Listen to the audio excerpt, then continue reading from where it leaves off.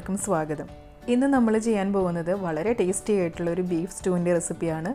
അപ്പത്തിൻ്റെ കൂടെ, ഇടിയപ്പത്തിൻ്റെ കൂടെ, അതല്ലെങ്കിൽ ബ്രെഡിൻ്റെ കൂടെയൊക്കെ കഴിക്കാൻ പറ്റുന്ന നല്ലൊരു അടിപൊളി ടേസ്റ്റി ആയിട്ടുള്ള ഒരു ബീഫ് സ്റ്റൂ ആണ് കേട്ടോ. അപ്പോൾ അതെങ്ങനെ നമുക്ക് തയ്യാറാക്കണേ നോക്കാം. ആദ്യം നമുക്ക് ബീഫ് ഒന്ന് കുക്ക് ചെയ്തെടുക്കണം. ഞാനിപ്പോൾ ഇവിടെ 300 ഗ്രാം ബീഫ് എടുത്തിട്ടുണ്ട്. നന്നായിട്ട് ക്ലീൻ ചെയ്തെടുത്തതാണ്. ഇനി നമുക്ക് ഇതിലോട്ട് 1/2 ടീസ്പൂൺ കുരുമുളക് പൊടിയും പിന്നെ ആവശ്യത്തിനുള്ള ഉപ്പും കുറച്ച് വെള്ളം കൂടി ചേർത്ത് കൊടുത്തിട്ട് നമുക്കിതൊന്ന് പ്രഷർ കുക്ക് ചെയ്തെടുക്കാം. മീഡിയം ഫ്ലെയിമിൽ വെച്ചിട്ട് ഒരു 6 വിസിലെടുത്തിരുന്നു. അതിൻ്റെ എയർ എല്ലാം പോയതിന് ശേഷം നമുക്കിതൊന്ന് തുറന്ന് നോക്കാം. ഇപ്പോൾ നമ്മുടെ ബീഫൊക്കെ വെന്ത് വന്നിട്ടുണ്ട്.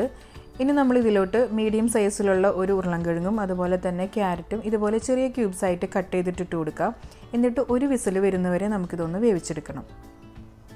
അടുത്തതായിട്ട് നമ്മളൊരു പാൻ ചൂടാക്കിയിട്ട് അതിലോട്ട് വെളിച്ചെണ്ണ ചേർത്ത് കൊടുക്കുന്നുണ്ട്. വെളിച്ചെണ്ണ ചൂടായി വരുമ്പോൾ നമ്മളിതിലോട്ട് ഓൾ സ്പൈസസ് ആണ് ചേർത്ത് കൊടുക്കുന്നത്. പട്ട, ഗ്രാമ്പൂ, ഏലക്കായ, തക്കോലം ചേർത്ത് കൊടുക്കുന്നുണ്ട്. ഒന്ന് ക്രഷ് ചെയ്തിട്ട് ചേർത്ത് കൊടുക്കുക കേട്ടോ. അപ്പോൾ ഒരു നല്ലൊരു ഫ്ലേവർ ആയിരിക്കും. പിന്നെ 10 സെക്കൻഡ് ഒന്ന് വഴറ്റി കൊടുക്കുക. അതിനുശേഷം നമ്മളിതിലോട്ട് ഒരു സവോളയാണ് നീളത്തിൽ കനം കുറഞ്ഞത് അരിഞ്ഞ് ചേർത്ത് കൊടുക്കുന്നുണ്ട്. അതോടൊപ്പം തന്നെ ഇഞ്ചി, വെളുത്തുള്ളി, പച്ചമുളകും കൂടി ചേർത്ത് കൊടുത്തിട്ട് നന്നായിട്ടൊന്ന് വഴറ്റിയെടുക്കാം. ഞാനിപ്പോൾ ഇവിടെ 4 വലിയ സൈസിലുള്ള വെളുത്തുള്ളിയാണ് ചെറിയ പീസാക്കിയതാണ്. അതുപോലെ ചെറിയ കഷ്ണം ഇഞ്ചിയും ഒരു 5 പച്ചമുളക് എടുത്തിട്ടുണ്ട്. പച്ചമുളകിൻ്റെ അളവൊക്കെ നമ്മുടെ എരിവിനനുസരിച്ചിട്ട് അഡ്ജസ്റ്റ് ചെയ്യാവുന്നതാണ് കേട്ടോ.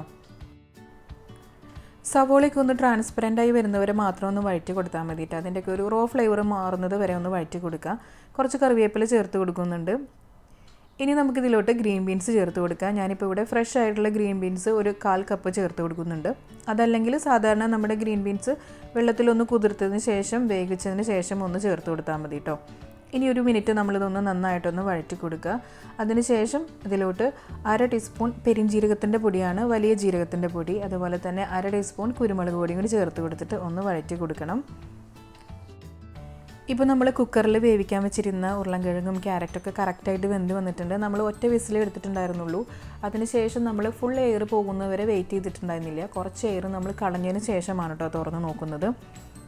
ഇനി ഒരു മിക്സ് ഇതിലോട്ട് ചേർത്ത് കൊടുത്തിട്ട് നന്നായിട്ട് ഇതൊന്ന് മിക്സ് ചെയ്യുക. അതിനുശേഷം നമുക്കിതിലോട്ട് 2ാം പാൽ ആഡ് ചെയ്ത് കൊടുക്കാം. ഞാനിപ്പോൾ ഇവിടെ 2 കപ്പ് 2ാം പാൽ ചേർത്ത് കൊടുക്കുന്നുണ്ട്. അതിനുശേഷം നന്നായിട്ടൊന്ന് ഇളക്കി മിക്സ് ചെയ്തിട്ട് നമുക്കിതൊരു 3-4 മിനിറ്റ് നന്നായിട്ടൊന്ന് തിളപ്പിക്കാനായിട്ട് വയ്ക്കാം. ഇടയ്ക്കിതൊന്ന് ഇളക്കി കൊടുക്കണം കേട്ടോ. അപ്പോൾ ഇളക്കി കൊടുക്കുമ്പോൾ നമ്മൾ ഒരേ ഡയറക്ഷനിൽ തന്നെ ഇളക്കി കൊടുക്കുന്നതാണ് കേട്ടോ നല്ലത്. സ്റ്റൂ ഒക്കെ പെട്ടെന്ന് തന്നെ കേടാവും അതല്ലെങ്കിൽ. ഇപ്പം ഏകദേശം ഒരു 4 മിനിറ്റ് കഴിഞ്ഞിട്ടുണ്ട്. ഫ്ലെയിം ഞാൻ ലോയിലോട്ട് മാറ്റിയിരുന്നു. ഇനി നമുക്കിതിലോട്ട് ഒരു 1/2 ടീസ്പൂണിൻ്റെ അടുത്ത് ഗരം മസാല ചേർത്ത് കൊടുക്കാം. എന്നിട്ടിത് നന്നായിട്ടൊന്ന് മിക്സ് ചെയ്തെടുക്കാം. അതിനുശേഷം ഫ്ലെയിം ലോയിൽ തന്നെ വെച്ചിട്ട് നമുക്ക് 2ാം പാൽ 1 ഗ്ലാസ് ചേർത്ത് കൊടുക്കുന്നുണ്ട് കേട്ടോ. 2ാം പാൽ ചേർത്ത് കൊടുത്തതിന് ശേഷം പിന്നെ തിളപ്പിക്കരുത്, ഒന്ന് ചൂടായാൽ മാത്രം മതി. ഒരേ ഡയറക്ഷനിൽ തന്നെ ഇളക്കി കൊടുത്തിട്ട് നമുക്കിതിൻ്റെ ഫ്ലെയിം ഒന്ന് ഓഫ് ചെയ്ത് വയ്ക്കാം. ഇനി ലാസ്റ്റായിട്ട് നമ്മളിതിലോട്ട് കാഷ്യൂനട്ടും മുന്തിരി ഒന്ന് ഫ്രൈ ചെയ്തിട്ട് കൊടുക്കണം. അപ്പോൾ അതിനായിട്ട് ഞാൻ 1.5 ടീസ്പൂൺ നെയ്യ് ചേർത്ത് കൊടുത്തിട്ടുണ്ട്. നെയ്യ് ചൂടായി വരുമ്പോൾ നമ്മളതിലോട്ട് കാഷ്യൂനട്ട് ആദ്യം ചേർത്ത് കൊടുക്കുക. കാഷ്യൂനട്ട് ഒന്ന് ലൈറ്റായിട്ടൊന്ന് റോസ്റ്റ് ചെയ്ത് വരുമ്പോൾ നമുക്കതിലോട്ട് മുന്തിരി കൂടി ചേർത്ത് കൊടുത്തിട്ട് ഇതൊന്ന് ഫ്രൈ ചെയ്തിട്ട് സ്റ്റൂവിലോട്ടൊന്ന് ചേർത്ത് കൊടുത്താൽ മതി. അപ്പോൾ നിങ്ങൾക്ക് ബീഫ് താല്പര്യമില്ല എന്ന് വെച്ചിട്ടുണ്ടെങ്കിൽ നമ്മൾ ബീഫ് ഇതിലോട്ട് ചേർത്തില്ലെങ്കിൽ വെജിറ്റബിൾ സ്റ്റൂ ആയിട്ടും ഉപയോഗിക്കാവുന്നതാണ് കേട്ടോ. അപ്പം ക്രിസ്മസ് ഒക്കെ വരുവാണ്, എല്ലാവരും ഒന്ന് ട്രൈ ചെയ്ത് നോക്കിക്കോളൂ. എന്നിട്ട് നിങ്ങളുടെ ഫീഡ്ബാക്ക് കമൻറ്റ് ബോക്സിലൊന്ന് മെൻഷൻ ചെയ്യാനായിട്ട് മറക്കരുത് കേട്ടോ.